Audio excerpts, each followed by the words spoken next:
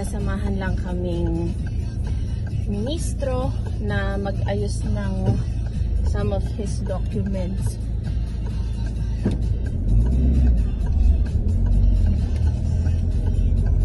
So, wala pang alas 8 ng umaga. Sasamahan muna namin siya, tapos mamaya pa naman ang pasok ni Seth, alas 10 pa. Guys, kakadrop ko sa kanila. Sana maayos. Iniwan ko yung kapatid ko kasama nung ministro. Ngayon pauwi na muna. At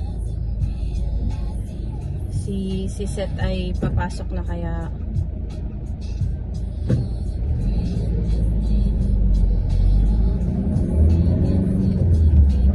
syempre sasamahan natin siya. Nakakatawa ka kasi ayaw na niya ayaw na niya magpasama. Diyos ko po. Sinasabi namin sa kanya, kailangan samahan ka namin yung first day mo.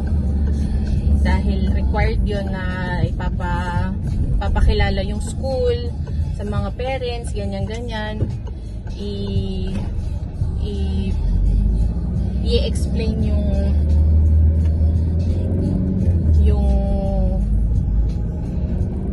building, ganyan, kung ano-anong mga ano doon. Ayaw yung magkasama. Oh my gosh.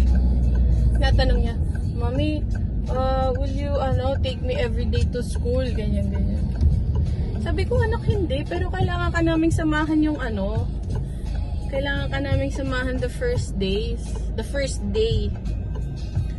Nagwo-worry siya na sasamahan namin siya lagi.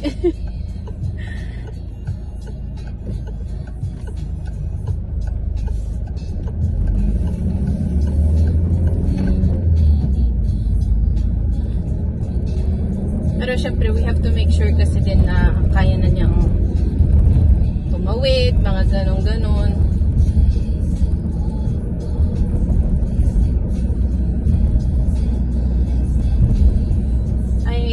Natutuwa lang ako kasi he's very excited to start school. And saya niya nakuha yung mga books and all.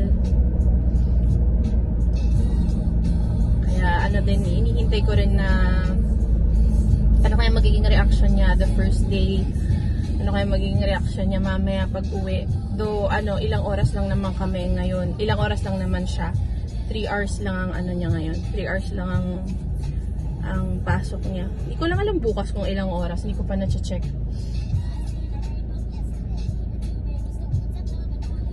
So ayan, samahan niyo ako pa uwi.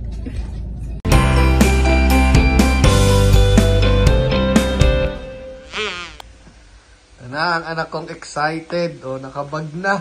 Oras na ba? Alas 10 ang pasok ni Seth.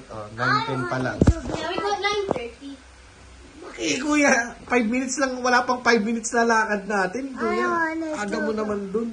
I want to go there with my friends. What? I want to spend some time there with my friends. Are you sure na nandun na ba sila? Wala pa sila dun. 9:45. Yan ang kuya Seth ko. I wanted to be. Nandun niya pa yung mami niya. How does he look good? Yes, he looks good. I was happy. Ayusin mo lagi anak yung t-shirt mo kapag ka magsusuot ka ng backpack. Hindi ka na yung elementary na pagsusuot mo, lukot-lukot yung damit mo. Mama. May high school na kami.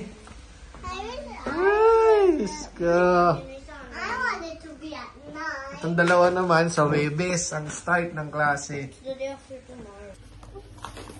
Bale, ngayong first day kasi kailangan naming ihatid muna si Seth sa school para siguro para makita yung mga magulang. Kailangan namin siyang ihatid. Pero starting tomorrow, mag-isa na siyang papasok. Malapit lang yung school, dyan lang, katabi lang namin. Halos tatawid lang kami sa kabilang block. Yun na. Wala pang 5 minutes sa lakaran, tapos gusto nang umalis.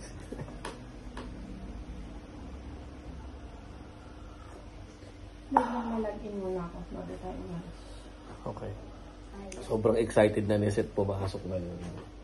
Eh, nakakatuwa naman, no? Kasi alam mong gustong-gusto niyang pumasok sa school. Ito, may anxiety na.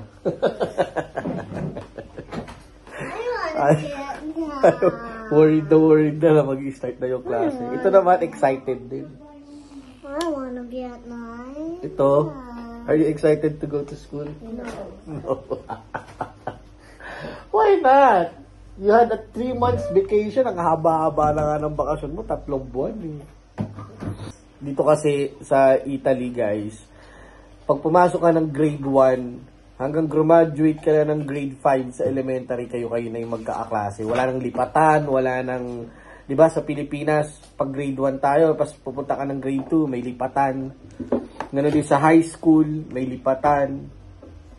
Depende sa magiging grade mo kung tataas yung section mo o bababa yung section mo. Dito guys, hindi ganun.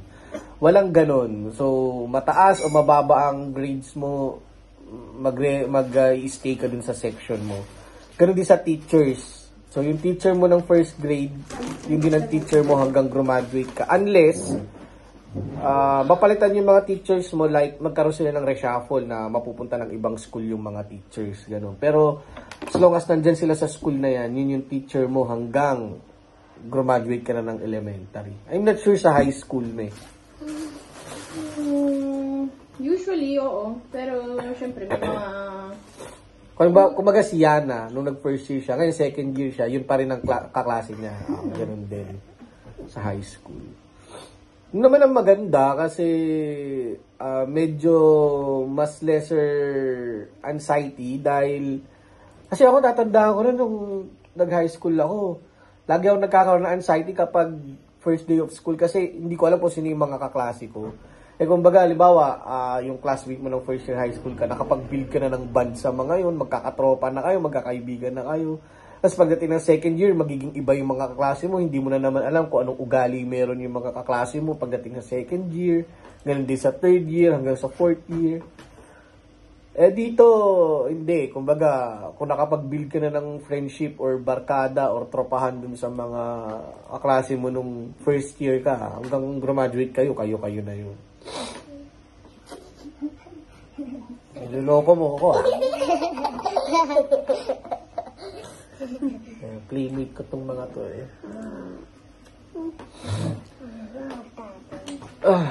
But then we're going to school. Hi, Daddy. Ngayon naman ngayon, kung bumalik ka na sa school. Mami niya ako. Sabi mag-aayos lang kami and update namin kayo mamaya para kay Seth. Hahatid na namin si Seth. Kompleto pa kami. Hindi kasi may pupuntahan kami after naming ihatid si Seth. Walang kasama yung mga bata kaya sinama na namin. Si Seth. Excited nang pumasok. Mamma mia. So usapan namin, lalakad na siya mag-isa, nandito lang kami sa likod to observe him kung kaya niyang tumawid-tawid na sa kalsada.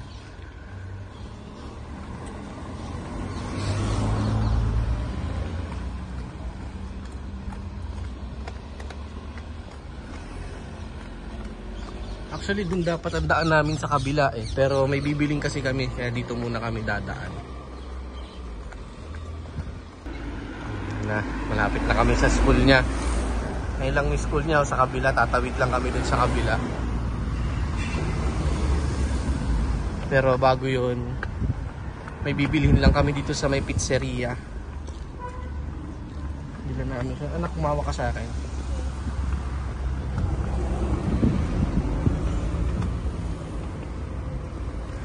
May bibilhin lang kami dito bago siya pumasok. So ayun, ang dami na estudyante dun, no?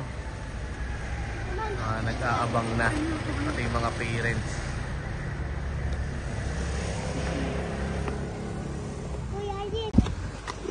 Ay, pasok na kami. Skyla, sa akin ka, anak.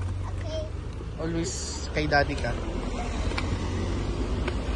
Hayaan namin siyang mauna.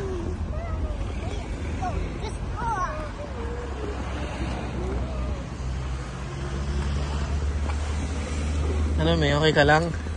Natetense na yung asawa ko. Hindi, ayos lang. Okay lang, okay. Ay nako. Ganito ba ang feeling ng magulang?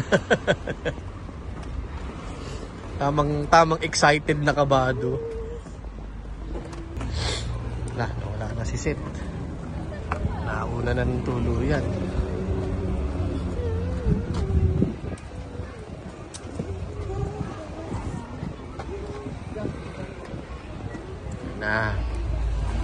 Marami ng tao, guys. Hindi naman tayo papasok sa loob, Beb. Dito lang. Papasok.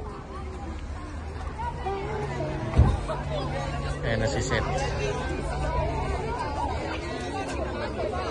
Okay, dami ng tao. Mamaya na ulit. Ayan na. Nakita na sila ng classmate niya dati ng elementary. Kaibigan ni Seth yan. Pero hindi na sila magkaklase ngayon kasi yung kaklase niyang yan, Spanish yung kinuha. Si Seth kasi French, kaya magkaiba na sila ng section. Ayan. Masaya si Seth, nakita niya na yung mga kakilala niya. Wala pa si yung anak nung katrabaho mo? Si Matia. Matia, wala pa.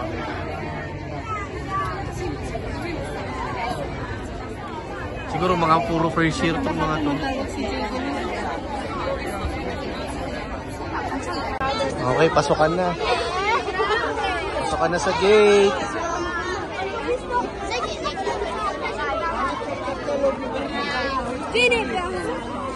Ito mga kaklase lahat ni Seth yung mga yan dati. Yan, yung mga yan.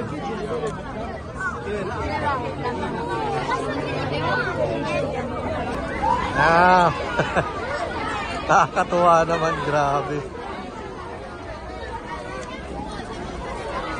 Dami rin Pilipinong nag-aaral dito, ha? Yung mga Pilipino. Maraming Pinoy. Bigay ko kaya sa kanya itong beam ko. Ay, si Lowell, oh.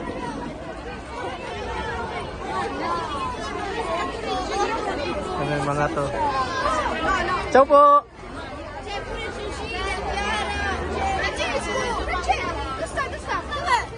Yan, mga classmate ni Seth dati. Yan, yung mga yan. Ano yun, may nakitang kaklase. Yay! Yung kaklase ng maliit. Sono andati a prendere Francesco. Ma in che classe sto io? Te lo dicono dopo.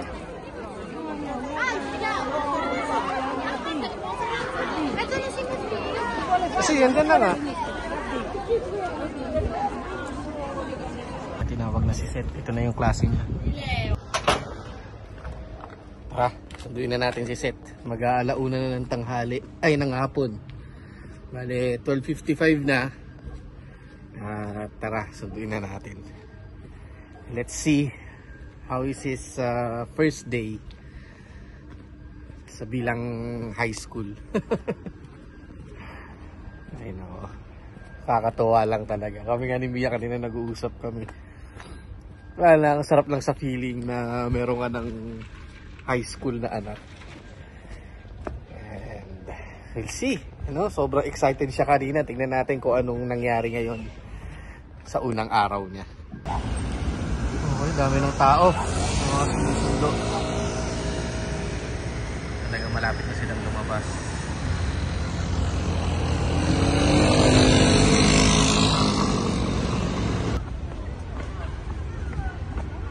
Ito na, kalabas na.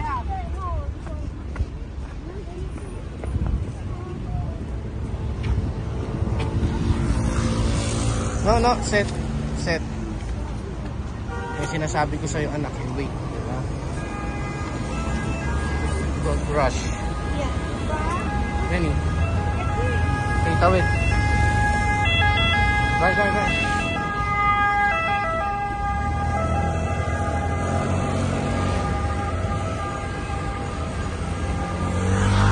Alam mo anak, Seth. Even if it's green, look, there are turning cars, yan, Look. Yan, may lumiliko from there. Kaya, while crossing, you look on your right side, okay? Opo.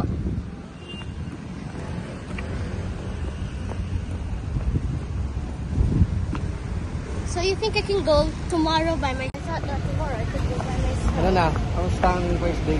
It's good. So Anong ginawa nyo? we presented each other. Ano na? We presented each other. We didn't do Ah, any okay. lessons. Nagpakilala kayo. O, tapos, We met our teachers.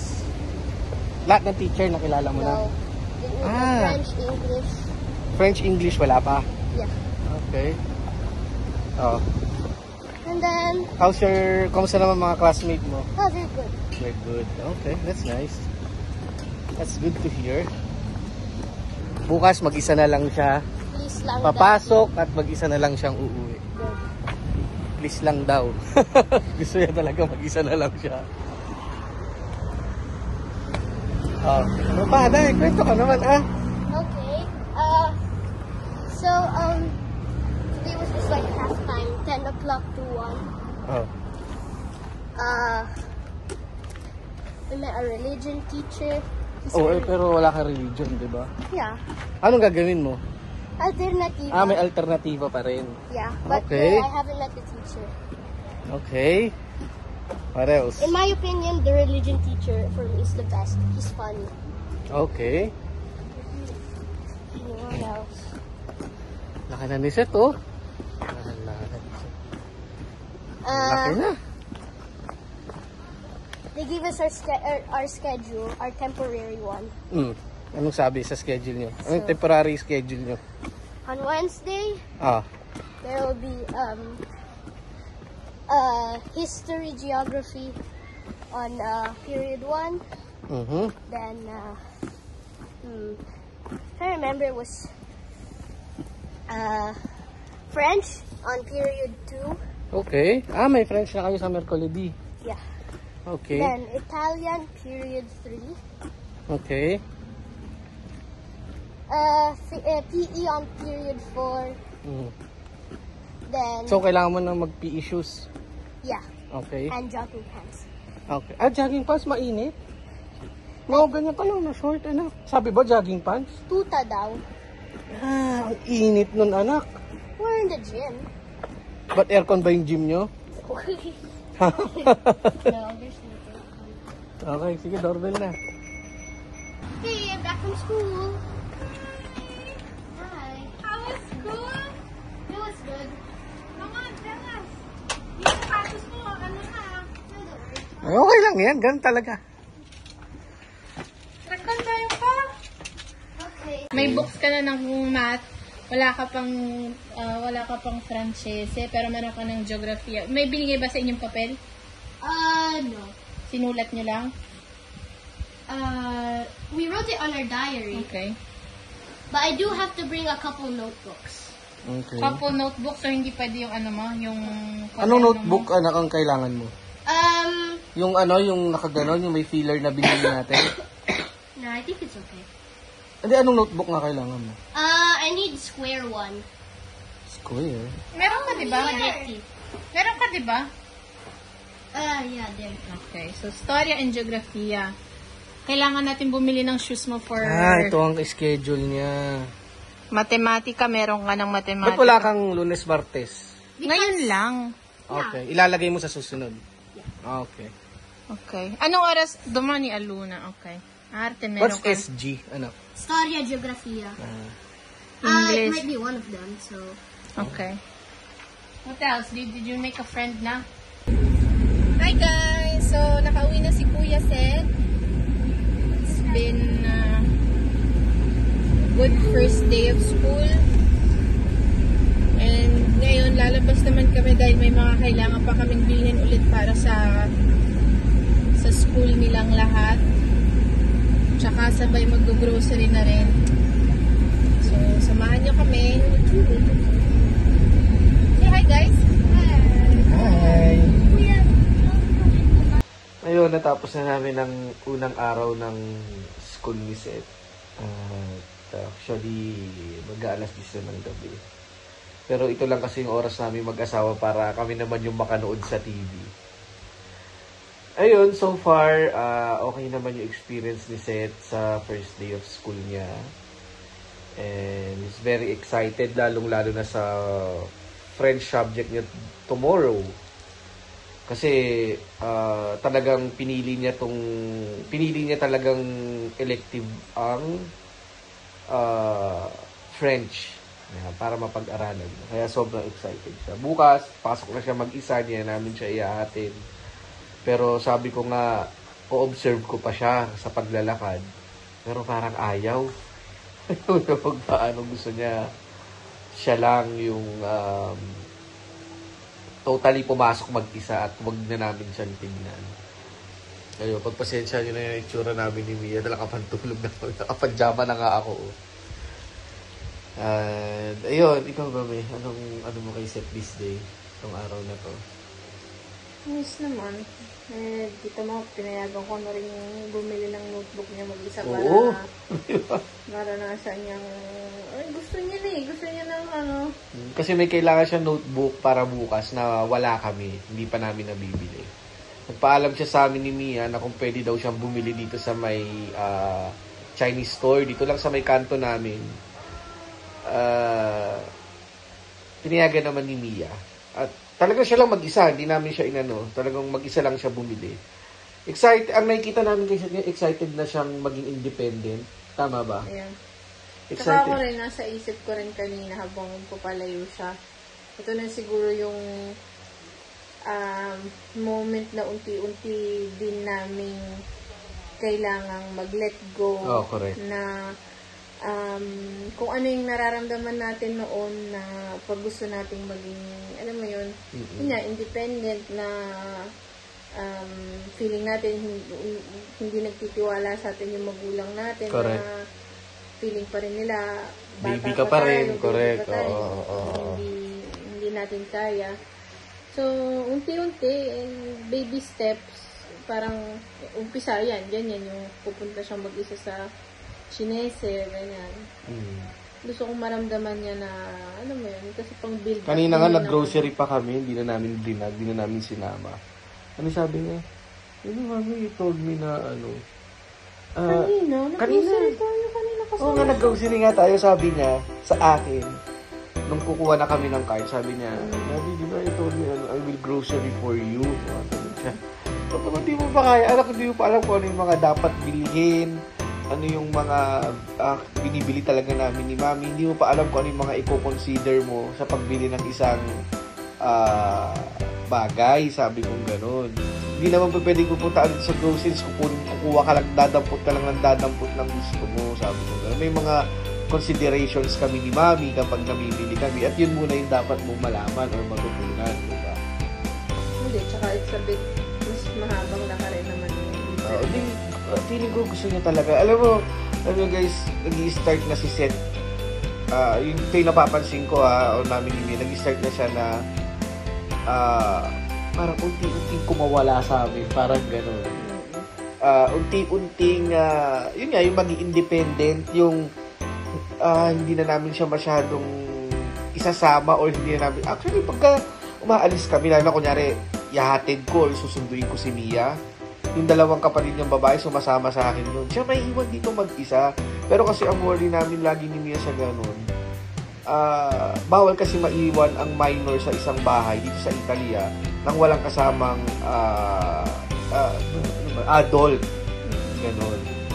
Once na makontrol yan or may magsumbong na may naiiwang bata dito walang kasamang adult, pwede kaming mahuli ni Mia or pwede kaming masaya naman kami ni Mia sa ganun kasi at least nakikita namin na parang kaya niya na yung sarili niya, diba? On the other side, at the back of our mind, nakakalungkot kasi siya yung baby namin noon. No? Siyempre siya yung panganay namin. Minsan, pag nag-usap kami ni Mia, naalala pa namin nung baby pa siya, nung siya pa lang mag-isa, wala pa siyang kapatid, yung ganun. Pero, yeah, this is the reality. Malaki na si Seth. Mag-11 na siya sa birthday niya. High school na siya. So, ayun guys. Next 2 days, yung dalawang babae naman mag-start na pumasok sa school. And sama-sama din nating obserbahan yung magiging first day din nila sa school. So, kita-kita na lang ulit tayo hanggang sa susunod natin na vlog. Pasensya na kung ganito na yung mga itsura namin ni Mia. Talagang naka-ready na kami para manood at magpahinga. Okay, so hanggang sa susunod na lang ulit guys. Samahan niyo ulit kami dito lang sa Abanslan. Bye!